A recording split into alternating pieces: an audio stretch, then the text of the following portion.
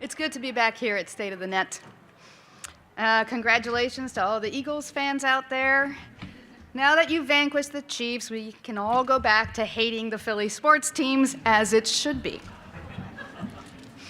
This is a big week for Comcast. Today, you're the lead sponsor of State of the Net. Friday, you're hoping your Philadelphia headquarters doesn't get ransacked during the Eagles' victory parade. After all, overserved Philly fans are a bigger threat to our critical infrastructure than Huawei.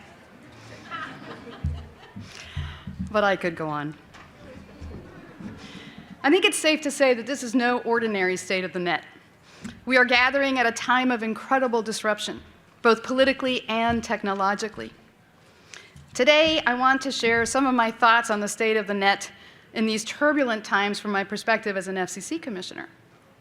But I'd like to start by sharing my observations as a regular citizen.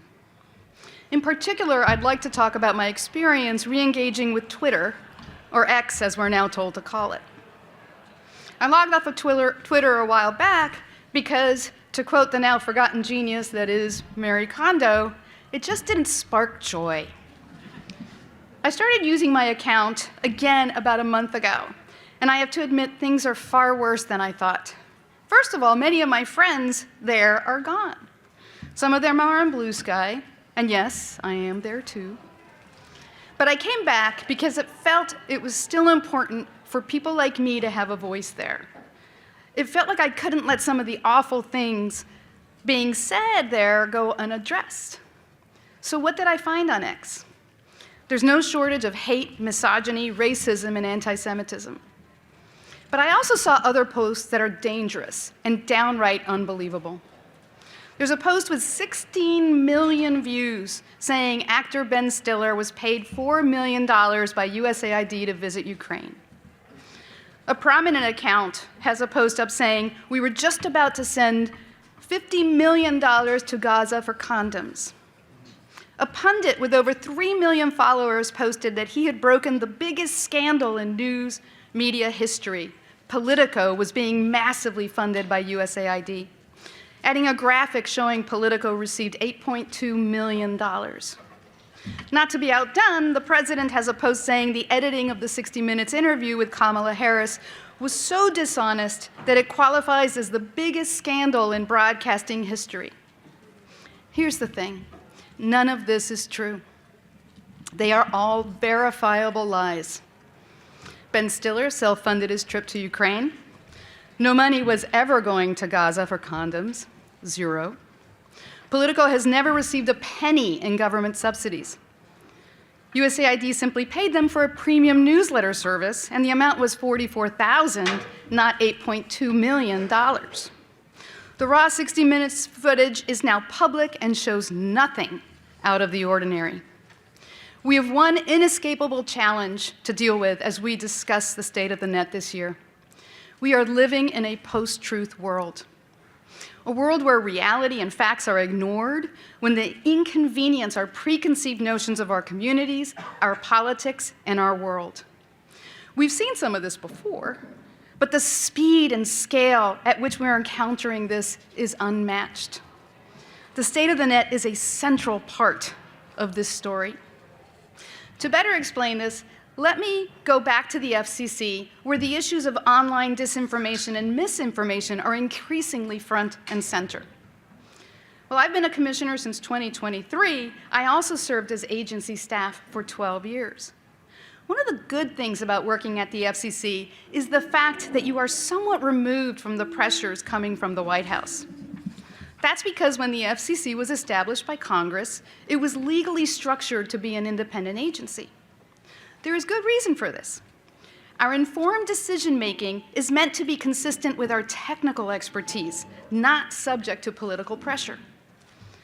And listen, I'm not naive. I know it hasn't always been the case, but it's never been to this degree. In the past, we may have had policy disagreements that devolved into spirited debates. But by and large, we've understood the responsibility of ensuring that those on the outside, industry, public interest groups, and the general public, as well as our international partners, look to us as a stable, independent, expert-driven regulatory body. And while we are meant to be independent, we are still accountable. Congress provides oversight of the agency. After a president nominates commissioners, the Senate confirms us. Congress sets our budget and can pass laws to expand or constrain our powers. We take this direction from the law and from the Constitution. However, during these last few weeks, the Commission has acted in ways that give me pause. This FCC has been weighing in on partisan issues that go far beyond our core responsibilities. Take, for example, the recent investigations launched against broadcast stations simply because their content or coverage is perceived to be unfavorable to those in power. I am concerned this is a clear attempt to weaponize our licensing authority, to instill fear in broadcast stations and influence a network's editorial decisions. The good news is that the law and the Constitution are squarely on the side of press freedom. The Communications Act, which established the FCC as independent, clearly prohibits the Commission from censoring broadcasters. Similarly, the First Amendment protects journalistic decisions against government intimidation.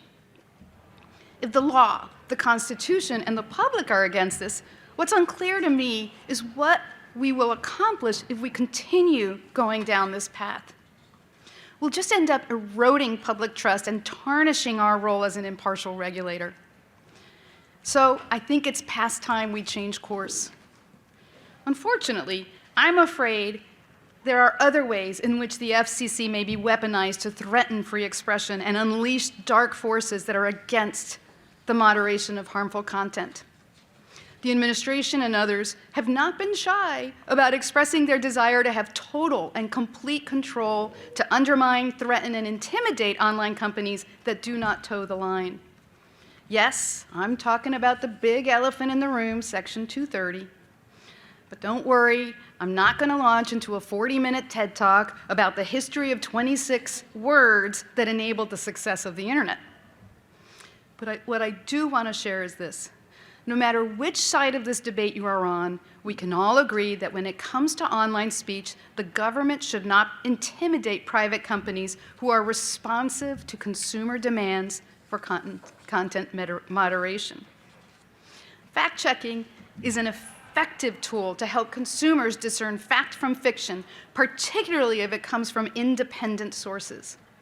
If consumers want it, companies should be allowed and even encouraged to provide this service.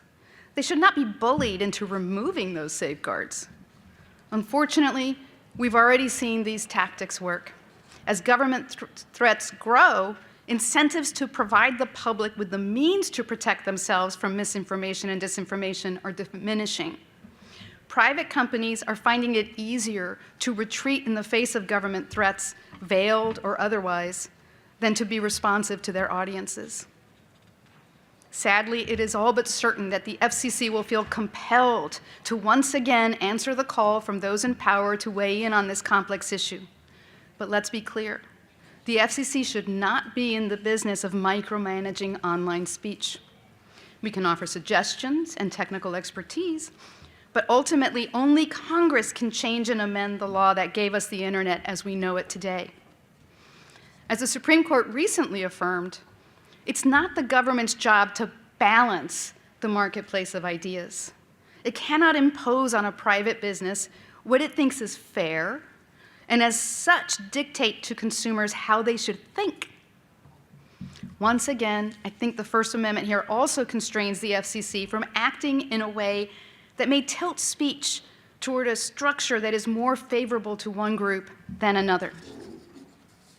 If the FCC chooses to go in this direction, it'll be fighting a losing battle. We'll simply be diminishing our power when instead we could be addressing issues that are firmly within our grasp. So to wrap things up in the next few minutes, let me share what I believe the FCC should be focusing on in the years to come. Instead of obsessing over partisan culture wars, we must remain focused on expanding connectivity, promoting competition and innovation, securing our networks, and supporting a strong, independent media ecosystem. So let's start with connectivity. When funding ran out last year for the Affordable Connectivity Program, which was established by the bipartisan infrastructure law, the FCC lost the most effective and successful tool it has ever had to close the digital divide. And we see new investments aimed at expanding connectivity. We must ensure that affordability is part of the equation. Second, let's discuss competition and innovation. Securing reinstatement of our spectrum auction authority remains critical for our global leadership. Similarly, our economic success depends on ensuring that public resources from public goods continue to be used for the public interest. That means ensuring that proceeds from these auctions continue to support bipartisan priorities that benefit all Americans, not just a select few. Third, reliability and security of networks remains top of mind. From devastating hurricanes to horrific wildfires, we've seen time and again why the reliability of our communications networks is vital. It saves lives. I also believe that it is imperative that we continue to prioritize protecting communication networks from insidious cyber attacks like Salt Typhoon and move to remove insecure equipment from our nation's networks. And finally, we must continue to uphold the FCC's long-standing pillars of media policy, preserving localism, competition, and diversity in broadcast media. With mis and disinformation on the rise, local journalism is as important as ever.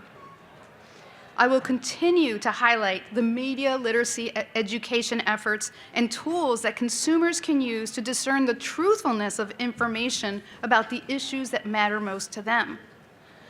The work to protect consumers never ends. As I've said before, our agency does best when our work honors the people we serve. That means ensuring the internet remains open, dynamic, and innovative. One where ideas can flourish without government interference dictating what content should or should not be protected. A free and independent internet has been the cornerstone of our modern society, and we must resist any efforts to use regulatory power to shape speech, suppress dissent, or control narratives. Our focus should be on fostering a digital ecosystem that empowers users, supports transparency, and protects against undue government influence. So I want to thank you for having me today. I look forward to continuing to work with each and every one of you to uphold these principles. Thank you.